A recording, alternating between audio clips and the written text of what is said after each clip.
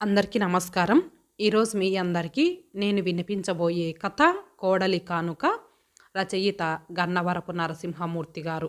ఇక కథలోకి వెళితే, జానకి, ఈరోజు మా పే కమిషన్ అరియర్స్ వచ్చాయి. నువ్వు ఇంకా ఆలస్యం చెయ్యకుండా బంగారు గాజులు చేయించుకో. మన పెళ్ళైన 25 ఏళ్ల నుంచి నీకు ఇదిగో చేయిస్తాను, అదిగో చేయిస్తాను అంటూ ఆశ పెడుతూ వచ్చాను. ఇప్పుడు కానీ కొనుక్కోలేకపోతే మళ్ళీ నా పదవీ విరమణ దాకా కుదరదు. ఆఫీస్ నుంచి ఇంట్లోకి వస్తూ అన్నాడు రమణమూర్తి. ఇప్పుడు ఆ గాజులు చేయించుకోకపోతే కొంపేం మునిగిపోదు కానీ ముందు అమ్మాయి పురిటి సంగతి ఆలోచించండి. మళ్ళీ వారమే అమ్మాయిని పురిటికి తీసుకురావాలి. బోలెడు ఖర్చులు. అదీగాక ఉన్న ఒక్కగానొక్క కొడుకు ఉద్యోగం లేక బాధపడుతుంటే ఇప్పుడు నాకా గాజులొద్దు బాబు, భర్త చేతిలో సంచి అందుకుంటూ విసుగ్గా అంది జానకి. అలా అంటున్నప్పుడు ఆమె కన్నుల్లో సన్నటి తడిని గమనించాడు రమణమూర్తి. రమణమూర్తికి ఆమెని చూస్తే జాలేసింది. పాపం పెళ్ళై 2 పిల్లల తల్లైనా ఏనాడు తనని ఏ కోరిక కోరిన పాపాన పోలేదు. తన కష్టాల్లో పాలు పంచుకుంటూ ఈ కుటుంబాన్ని గౌరవప్రదంగా నెట్టుకొస్తోంది. నిజంగా జానకి తన భార్య కాకపోయి ఉంటే తన జీవితం ఇంత సవ్యంగా సాగిపోయేదా అన్న అనుమానం రమణమూర్తికి ఎన్నోసార్లు కలిగింది. ఆ సాయంత్రం జానకి భర్తకి కాఫీ అందిస్తూ, ఎల్లుండి రామం సీతను తీసుకొస్తున్నానని ఫోన్ చేశాడు. నిన్నటికే 7వ నెల నిండిపోయిందంట. అల్లుడికి సెలవు లేక రామాన్ని రమ్మంటే వాడు అక్కడికి వెళ్ళాడట. అది రాగానే దానికి గాజులు పెట్టించాలి. ఆ ముహూర్తం చూడండి. అయినా మీ పిచ్చి కానీ ఇప్పుడు గాజులు కార్యక్రమానికి దాని పురిటికి బారసాలకి కలిపి 1,00,000 రూపాయలు పైనే ఖర్చవుతుంది. ఈ రోజుల్లో పురుళ్ళంటే మాటలా, అన్నీ హాస్పిటల్లోనే. అందుకని ఆ అరియర్స్ డబ్బులు జాగ్రత్త చెయ్యండి ఆమె చెప్పుకుపోతోంది. అవన్నీ వింటూ రమణమూర్తి నిట్టూర్పు విడిచాడు. అతనికెందుకో తన పెళ్లినాటి రోజులు గుర్తుకు రాసాగాయి.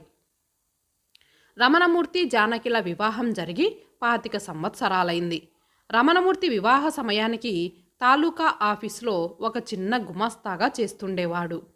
జానకి అతని మేనమామ కూతురే. అతనికి కాలేజీలో 2 ఏండ్ల జూనియర్ కూడా. దురదృష్టవశాత్తు జానకి డిగ్రీ చదువుతుండగా ఆమె తల్లికి జబ్బు చేసి చనిపోవడంతో ఆమె చదువుకి ఆఖరి సంవత్సరంలో ఆటంకం ఏర్పడింది.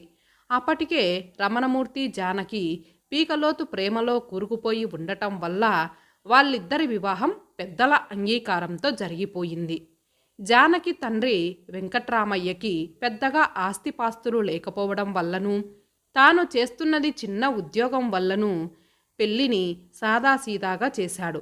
పదవీ విరమణ చేస్తే వచ్చే సొమ్ముతో ఆమెకు నగలు చేయిస్తానని చెప్పడంతో ఆ విషయమై ఎవరూ పెదవి విప్పలేదు. రమణమూర్తి తండ్రి కూడా కొన్ని ఆర్థిక ఇబ్బందుల వల్ల పెళ్లిని మంగళసూత్రంతోనే ముగించాడు. అందుకే పెళ్ళైన తర్వాత జరిగే శోభనం రోజున జానకి బోసి మెడ చేతులు చూసి ఆమెకు త్వరలోనే నగలు చేయిస్తానని చెప్పాడు. కానీ ఆ కోరికను ఆమె సున్నితంగా తిరస్కరించింది. ఏ శుభముహూర్తంలో జానకితో అతని వివాహం అయిందో కానీ రమణమూర్తికి అదే ఊళ్ళో జిల్లా పరిషత్ హైస్కూల్లో సైన్స్ టీచర్గా ఉద్యోగం వచ్చింది. అందుకే రమణమూర్తికి జానకి అంటే విపరీతమైన ప్రేమ. ఆమె తన జీవితంలో ప్రవేశించడంతో లక్ష్మీదేవి తన ఇంట్లో కాలు మోపిందని అతని ప్రగాఢ నమ్మకం. అందుకే ఆమె మనస్సుని ఎప్పుడూ నొప్పించరాదని అతనొక నిర్ణయం తీసుకున్నాడు. తమ మొదటి పెళ్లి రోజునాడు జానకి భర్తతో తన మనసులో మాట చెప్పింది. తనకి బంగారు గాజులంటే చిన్నప్పటి నుంచి ఇష్టమని, ఎప్పుడైనా వీలైతే 2 చేతులకి సరిపడా గాజులు చేయించుకోవాలన్నది తన అభీష్టమని చెప్పింది. వెంటనే రమణమూర్తి ఆ సంవత్సరమే ప్రావిడెంట్ ఫండ్ లోన్ పెట్టి బంగారు గాజులు చేయిస్తానని వాగ్దానం చేశాడామెకు. కానీ ఇంతలోనే ఆమె గర్భవతి కావడం, జానకి తండ్రికి ఒంట్లో బాగోలేకపోవడంతో పురుడు కూడా తమ ఇంట్లోనే పోయవలసి రావడంతో ఖర్చులు పెరిగి బంగారు గాజుల కానుక తాత్కాలికంగా వాయిదా పడింది. అక్కడి నుంచి ప్రారంభమైంది వాయిదాల పరంపర. ఆ తరువాత రామం పుట్టడం, వాడి పాల కోసం మందుల కోసం ఖర్చులతో 2వ సంవత్సరం, రమణమూర్తి తండ్రి పోవడంతో 3వ సంవత్సరం, ఆ తర్వాత చేసిన అప్పులకు వడ్డీలు కట్టవలసి రావడంతో 5 సంవత్సరాలు వరుసగా వాయిదా పడింది. ఏదో బాధలు తాత్కాలికంగా సమసిపోయి స్థిమిత పడుతున్న తరుణంలో మళ్ళీ 2వసారి గర్భవతైంది జానకి. అలా మరో 2 సంవత్సరాలు మళ్ళీ గాజులు చేయించాలన్న కార్యక్రమం వాయిదా పడింది. తర్వాత పిల్లలు పెద్దవాళ్ళై వాళ్ళ కాన్వెంటు, హైస్కూలు, కాలేజీల చదువుల వల్ల ఖర్చు భారీగా పెరగడంతో ఇక గాజులు చేయించాలన్న కార్యక్రమం మరికొన్ని సంవత్సరాలు శాశ్వతంగా వాయిదా పడింది. అది ఎంతవరకు వచ్చిందంటే జానకి ఆ గాజుల విషయం పూర్తిగా మర్చిపోయింది. ఈలోగా కూతురు స్మృతి చదువు పూర్తవడంతో వివాహం చెయ్యాలని తలపెట్టారు. అదృష్టవశాత్తు మంచి సంబంధం కుదరడంతో చదువు పూర్తయిన సంవత్సరమే వివాహం జరిపించారు. కొడుకు చదువు పూర్తయినా ఇంకా ఉద్యోగం రాకపోవడంతో ఆ కుటుంబానికి ఆర్థిక ఇబ్బందులు పెరిగి జానకి బంగారు గాజుల కార్యక్రమం పూర్తిగా వాయిదా పడింది. ఆమె కోరికగానే మిగిలిపోయింది. రమణమూర్తి తను భార్యకు కానుకగా ఇస్తానన్న గాజులు చేయించలేక ఒక విధమైన అపరాధ భావనకు గురయ్యాడు. కానీ మళ్ళీ ఇన్నాళ్లకు అతనికి అరియర్స్ రావడంతో ఆ కానుక గుర్తొచ్చి భార్యకు చెబితే ఆమె మళ్ళీ ఖర్చుల చిట్టా విప్పడంతో అతనిలో నిరాశ ఆవహించింది. వారం రోజుల తర్వాత ఒకరోజు జానకి వంట చేస్తుంటే స్కూటర్ వచ్చి ఇంటి ముందాగింది. స్కూటర్ మీద రామం, వెనుక ఒక అమ్మాయి ఉన్నారు. స్కూటర్ ఆగగానే వెనకాల కూర్చున్న అందమైన అమ్మాయి క్రిందకు దిగడంతో అతను స్టాండు వేశాడు. ఆ తర్వాత ఇద్దరూ కలిసి తిన్నగా వంటింట్లోకి వచ్చారు. వచ్చిన ఆ అమ్మాయి తెల్లగా పంజాబీ డ్రెస్లో ఆకర్షణీయంగా ఉంది. రామం వస్తూనే, అమ్మా, మొన్న జరిగిన మున్సిపల్ టీచర్ల సెలక్షన్స్లో నేను సైన్స్ టీచర్గా ఎంపిక కాబడ్డాను. బై ఈ అమ్మాయి సులోచన, కాలేజీలో నా క్లాస్మేట్. ఈమె కూడా నాతో పాటు సైన్స్ టీచర్గా సెలెక్ట్ అయింది అంటూ వివరాలు చెప్పడం మొదలుపెట్టాడు. ఆ అమ్మాయి వెంటనే జానకి కాళ్లకు నమస్కరించింది. జానకి ఆమెను చూడగానే మంచి అభిప్రాయం కలిగింది. వెంటనే రామంతో, నువ్వు అమ్మాయిని హాల్లో కూర్చోపెట్టరా, నేను కాఫీ తీసుకొస్తాను అనగానే రామం, సులోచన హాల్లోకి వెళ్ళిపోయారు. కాసేపటికి ఆమె కాఫీలతో హాల్లోకి రాగానే ఇద్దరూ ప్రక్కన కూర్చొని మాట్లాడుకోవడం గమనించింది. జానకిని చూస్తూనే ఆమె రామానికి దూరం జరిగి కాఫీని అందుకుంది. కాసేపు పిచ్చాపాటి మాట్లాడిన తరువాత ఆమె వెళ్ళిపోయింది. ఆ సాయంత్రం కొడుకు రామాన్ని డాబా మీదకు తీసుకెళ్లి సులోచన వివరాలు అడిగింది. ఆమె మాటలు విన్న రామం కాసేపు మౌనం వహించి తర్వాత చెప్పడం మొదలుపెట్టాడు. అవునమ్మా, సులోచన నేను ఇంటర్ నుంచి మంచి స్నేహితులం. డిగ్రీ, బిఈడి కూడా కలిసే చదివాం. ఈ మధ్యనే వివాహం చేసుకుందామని కూడా నిర్ణయించుకున్నాం. వాళ్ళు కూడా మనవాళ్లే. కాకపోతే వాళ్ళమ్మగారు ఈ మధ్యనే చనిపోయారు. వాళ్ళ నాన్నగారికి ఒంట్లో బాగులేక ఈ మధ్యనే వాలంటరీ రిటైర్మెంట్ తీసుకున్నారు. అందుకే ఈమె వివాహానికి తొందరపడుతున్నారు. ఈ పెళ్లి విషయం చాలా రోజుల నుంచి నీతో చెప్పాలనుకుంటున్నానమ్మా. కానీ నిరుద్యోగిగా ఆ విషయం నీతో చెప్పడానికి నా మనసు అంగీకరించలేదు. ఈరోజే ఇద్దరికీ ఒకేసారి, అది మన ఊరి మున్సిపాలిటీలో టీచర్లుగా ఉద్యోగాలు రావడంతో నువ్వు కాదనవనే ధైర్యంతో ఆమెను మన ఇంటికి తీసుకొచ్చాను సుదీర్ఘంగా చెప్పాడు రామం. అమ్మాయి అయితే లక్షణంగానే ఉందిరా. ఆ విషయంలో సరే, నేను ఆలోచిస్తోంది అది కాదురా. నేను పెళ్ళైన నాటికి తల్లి లేని పిల్లనే. నన్ను పెళ్లి చేసుకున్న మీ నాన్నగారు అత్తవారింటి ముచ్చట్లు ఏవీ పొందలేకపోయారు. ఆ విషయం తలుచుకొని నేను ఇప్పటికీ బాధపడుతుంటాను. మళ్ళీ నువ్వు తల్లి లేని పిల్లని చేసుకుంటే నీకు అంతే. పిల్లకి తల్లి ఉంటే ఉండే భద్రత వేరురా. ఈ పెళ్ళికి మీ నాన్నగారేమంటారో తన మనసులోని ఆవేదన వెలిబుచ్చింది జానకి. నాన్నగారి సంస్కారం నాకు తెలుసమ్మా. అతను కాదనరనే అనుకుంటున్నాను. చాలా కాలం స్నేహితులుగా ఉండి ఒకరినొకరు అర్థం చేసుకుని జీవితం పట్ల ఒక అవగాహన ఏర్పరచుకొని మరీ ఈ పెళ్ళికి సిద్ధపడ్డాం. కాబట్టి నాన్నగారిని ఒప్పించి ఎలాగైనా మా పెళ్ళిని జరిపించవలసిన బాధ్యత నీదేనమ్మా ఆర్ద్రంగా అన్న రామం మాటలు ఆ తల్లి గుండెను కదిలించాయి. కాసేపు అక్కడ మౌనం.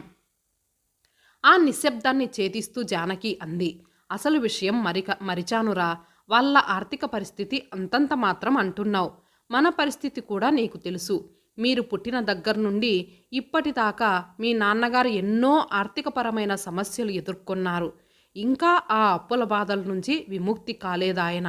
అందుకని అత్తవారు ఆర్థికంగా బాగుంటే నీ జీవితం హాయిగా సుఖంగా సాగిపోతుంది. ఇదేదో నేను స్వార్థంతో చెబుతున్న మాటలు కావు. అలా అని అత్తవారిపై ఆధారపడమని కూడా చెప్పటం లేదు. కానీ వారి పరిస్థితి బాగుంటే నీకు ఏ విధంగానైనా ఉపయోగపడుతుందని నా ఆలోచన. కాబట్టి ఈ విషయం మరికొద్ది రోజులు ఆలోచించి నీ నిర్ణయం చెప్పు. అప్పుడు మీ నాన్నగారికి ఆ విషయం చెబుతాను. అంతవరకు ఓపిక పట్టు అంది. రామం మౌనంగా క్రిందకు దిగిపోయాడు. కానీ ఆ రాత్రి జానకి పడుకునే ముందు ఉండబట్టలేక ఈ సంగతి భర్తతో చెప్పింది. అతను అంతా విని, ఈ విషయం ఇంతకు ముందెప్పుడు వాడు చెప్పలేదు. అన్నీ వాళ్ళు నిర్ణయించుకొని మరీ ఇప్పుడు మనకి చెబితే మనం ఏం చేయగలం చెప్పు? అదీగాక వాడి చదువు, పిల్ల పెళ్ళి, పురుడు వీటన్నిటికీ చాలా అప్పులు చేయవలసి వచ్చింది. చివరికి పాపిష్టివాణ్ణి మన మొదటి పెళ్లి రోజు నాడు నీకు చేసిన బంగారు గాజుల వాగ్దానాన్ని కూడా తీర్చలేకపోగా నీ ఒంటి మీద తులం బంగారం లేకుండా అన్నీ అమ్మేసిన అసమర్థుణ్ణి. చివరకు వాడి పెళ్ళెప్పుడైనా నీ కోరిక తీర్చాలనుకున్నాను. కానీ నువ్వు చెబుతున్న ప్రకారం ఇప్పుడు కూడా ఆ కోరిక తీరేటట్టు లేదు. ఏం చేస్తాం, మన ప్రారబ్ధం. అతను మాట్లాడుతుంటే గొంతు బొంగురు పోసాగింది. అతని ఆవేదన చూస్తుంటే జానకి ఏం చెయ్యాలో తోచటం లేదు. ఒక ప్రక్క కొడుకు అభ్యర్థన, వద్దని భర్త అభ్యంతరం. ఏం చెయ్యాలో అని ఆమె మదనపడసాగింది. చాలాసేపటి వరకు ఆమె మనిషి కాలేకపోయింది. కొద్దిసేపటి తర్వాత స్థిమితపడి, ఆ రోజు మీరు నన్ను ప్రేమించి మా నాన్న ఎన్నో బాధల్లో ఉన్నా నన్ను పెళ్లాడలేదా? ఎందుకు? నా కోసమేగా. అప్పుడు మీరు ఇవన్నీ ఆలోచిస్తే మన పెళ్ళి అయ్యేదంటారా? మీలాగే మీ కొడుకు కూడా. ఆ పిల్ల అందంగా తీర్చిదిద్దినట్లుంది. వాళ్ళ జంట చూడముచ్చటగా ఉంది. పైగా వాళ్ళిద్దరికీ ఇక్కడే ఉద్యోగం. వాళ్ళిద్దరూ సంపాదిస్తుంటే మీరు నిశ్చింతగా ఉండొచ్చు. ఆ అప్పులన్నీ వాళ్ళే తీరుస్తారు. ఎందుకో ఆ అమ్మాయిని చూస్తే చాలా మంచిదానిలా కనిపిస్తోంది. ఇక నా బంగారు గాజుల కానుక సంగతంటారా? వాటిని మీరు పదవీ విరమణ చేసేటప్పుడు వచ్చే డబ్బులతో కొందురు కానీ. అయినా పిల్లలు జీవితంలో స్థిరపడి హాయిగా ఉంటే నాకదే 10,000.